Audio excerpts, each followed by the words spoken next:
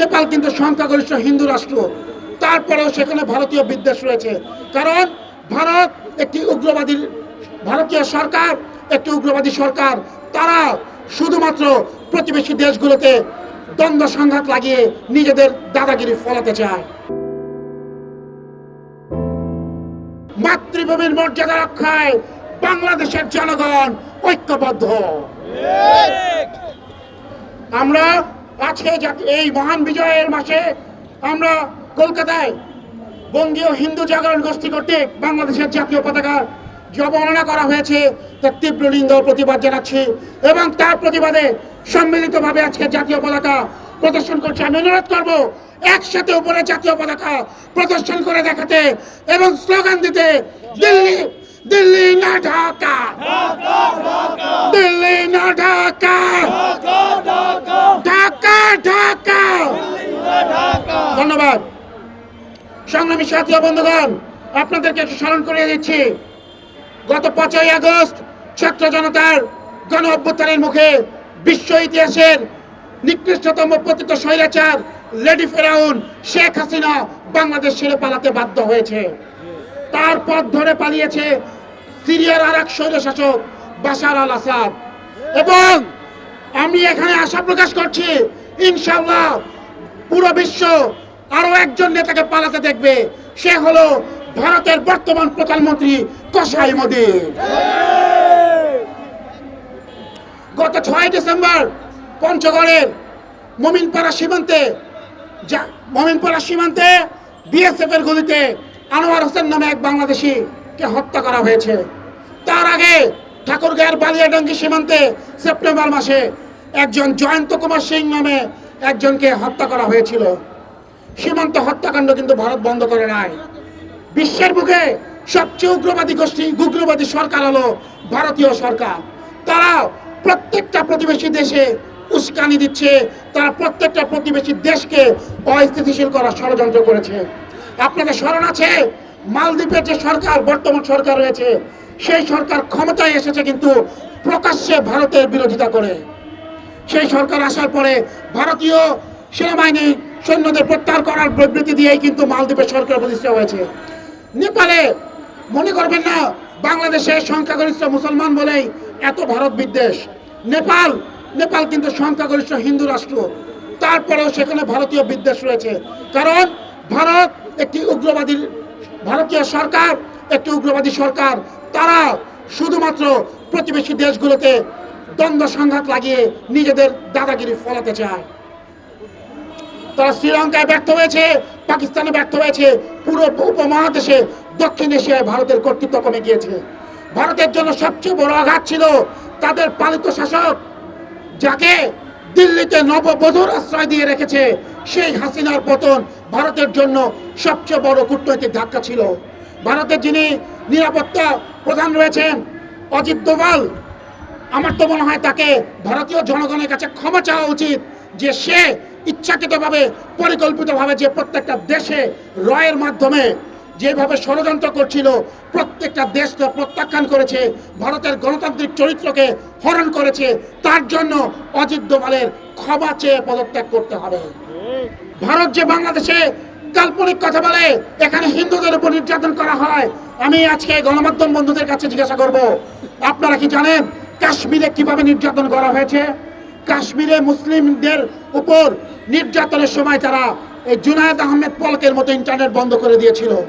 কাশ্মীরের বাইরে কাশ্মীরের ছাত্ররা যারা দিল্লিতে থাকতো, তারা কিন্তু সেখানে টেলিফোনে অনেকদিন কথা বলতে পারতো না তাদের আত্মীয় স্বজনদের সাথে। 2013 সালে গুলু নামে একটা গ্রামে ভারতীয় বিএসএফ কাশ্মীরের 6 জনকে এক গুলিতে হত্যা করেছিল। আমরা কিন্তু সেগুলো ভুলে যাই নাই। দিল্লিতে মুসলমানদের উপর আগ্রাসন হয়েছিল, সেখানেও মুসলমানদের ছাত্ররা কিন্তু বিক্ষোভ করেছিল। মনে রাখতে হবে, আমাদের জুলাই বিপ্লবের সময় ভারতের অনেক ছাত্ররা, সাধারণ শিক্ষার্থীরা কিন্তু আমাদের বিপ্লবের পক্ষে অংশ নিয়েছিলেন, আমাদের পক্ষে সংহতি প্রকাশ করেছিলেন। আমরা কিন্তু তাদের প্রতি কৃতজ্ঞতা জানাচ্ছি। ভারত বাংলাদেশের সম্পর্ক পিপল টু পিপল, জনগণের সাথে জনগণের সম্পর্ক। হিন্দুত্ববাদী মোদী সরকার এখানে কোনো দিনও আর কখনো দাবেদারি সরকার প্রতিষ্ঠা করতে পারবে না। আমরা কথা দিচ্ছি, বাংলাদেশের পবিত্র জমিনের 1 ইঞ্চি মাটির দিকেও যদি তাকানো হয়, সকলের মতো সেই চোখ আমরা উপরে ফেলব। ভারত শুধুমাত্র যে তথ্য সন্ত্রাস চালাচ্ছে বাংলাদেশের বিরুদ্ধে তা না, রীতিমতো তারা পানি সন্ত্রাসও চালিয়েছে। সিলেটে যে বন্যা হয় তার কারণ তাদের সেই পানি সন্ত্রাসের কারণে। আর এই ভারতের পানি সন্ত্রাস শুরু হয়েছিল মুজিব ইন্দিরা চুক্তির পরে। স্বাধীনতার পরে শেখ মুজিব এবং ইন্দিরা গান্ধীর যে চুক্তি হয়েছিল, সেটা ছিল ভারতীয় সরকার কর্তৃক বাংলাদেশের সাথে প্রথম এবং সবচেয়ে বড় মশকরা। সেই চুক্তির পরে, ইন্দিরা মুজিব চুক্তির পরে 41 দিন ফারাক্কা বাঁধ খুলে দিয়েছিল ভারত। তারপরেও কিন্তু তারা পানি প্রত্যাহার অব্যাহত রেখেছিল, যার ফলে গঙ্গা নদী শুকিয়ে যায়। এখনো দেখবেন পদ্মা অববাহিকার অনেক ছোট বড় নদী শুকিয়ে গিয়েছে। আমাদের এখানে যে বন্যা হয় তার অন্যতম কারণ ভারতীয় পানি আগ্রাসন। ভারতের আদানি গ্রুপ যেভাবে শেখ হাসিনা সরকারকে ব্যবহার করে আমাদের সাথে চুক্তি করেছে, অসম চুক্তি করেছে, এটা পুরো বিশ্বের বুকে লজ্জা। আদানি গ্রুপের মতো সন্ত্রাসী ব্যবসায়ী গোষ্ঠী পৃথিবীতে আর কোনো দ্বিতীয়টি নেই। আমরা বলতে চাই, অন্তর্বর্তীকালীন সরকারকে বলতে চাই, তারা অত্যন্ত সাহসী ভূমিকা রেখেছে ভারতের বিরুদ্ধে। প্রথমবারের মতো বাংলাদেশের ইতিহাসে তারা যে ধরনের বিবৃতি দিয়েছে পররাষ্ট্র মন্ত্রণালয় থেকে, আমরা তাদেরকে স্বাগত জানাই। এখানে একটা ঘটনা আমি বলতে চাই। কিছুদিন আগেই ভারতের পররাষ্ট্র সচিব এসেছিল বিক্রম মিশ্রি।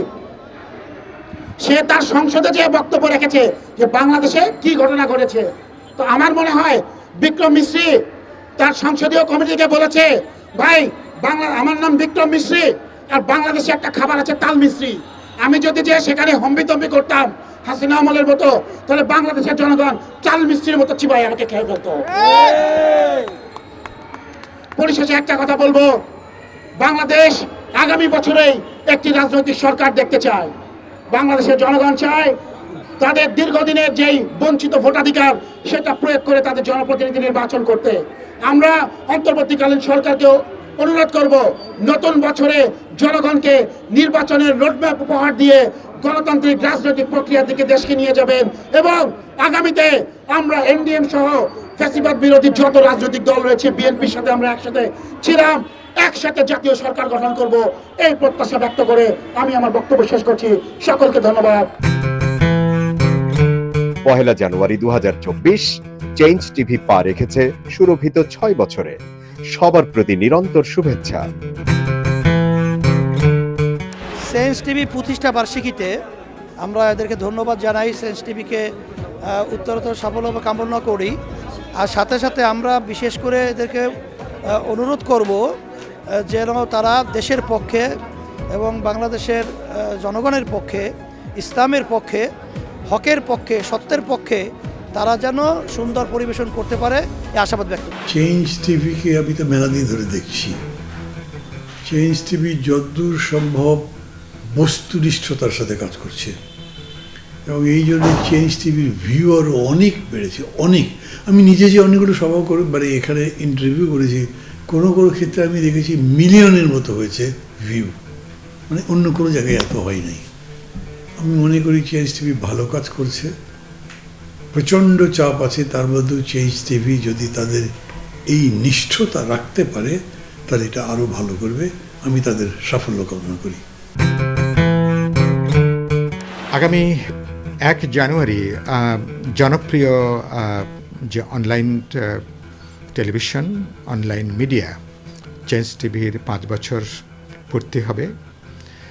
চেঞ্জ টিভির সাথে আমার অনেক দীর্ঘ এবং পুরনো সম্পর্ক, প্রায় বলতে পারেন ঘরের সম্পর্ক।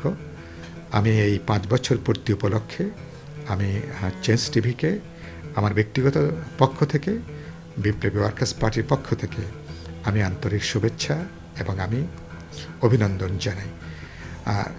আমাদের এখানে গণমাধ্যমকে বলা হয় 4th স্টেট। একসময় ধরুন বিচার ব্যবস্থার প্রতি মানুষের একটা শেষ ভরসার জায়গা ছিল। সেই বিচার ব্যবস্থা যখন এখন বিরোধী দলের দমনের একটা প্রতিষ্ঠানে পর্যবসিত হয়েছে, এখন জনগণের পক্ষে, বিরোধী দলের জন্য, জনগণের শোষিত নিপীড়িত অংশের জন্য গণমাধ্যমই হচ্ছে এখনো পর্যন্ত শেষ ভরসা। আমাদের এখানে ঐতিহাসিকভাবে গণমাধ্যম বরাবরই জনগণের গণতান্ত্রিক আকাঙ্ক্ষার পক্ষে ছিল। চেঞ্জ টিভিকে আমি তো মেলা দিন ধরে দেখছি। চেঞ্জ টিভি যতদূর সম্ভব বস্তুনিষ্ঠতার সাথে কাজ করছে এবং এই জন্য চেঞ্জ টিভির ভিউ আরও অনেক বেড়েছে, অনেক। আমি নিজে যে অনেকগুলো সভা করে মানে এখানে ইন্টারভিউ করেছি, কোনো কোনো ক্ষেত্রে আমি দেখেছি মিলিয়নের মতো হয়েছে ভিউ, মানে অন্য কোনো জায়গায় এত হয় নাই। আমি মনে করি চেঞ্জ টিভি ভালো কাজ করছে, প্রচণ্ড চাপ আছে, তার মধ্যেও চেঞ্জ টিভি যদি তাদের এই নিষ্ঠতা রাখতে পারে তাহলে এটা আরও ভালো করবে। আমি তাদের সাফল্য কামনা করি।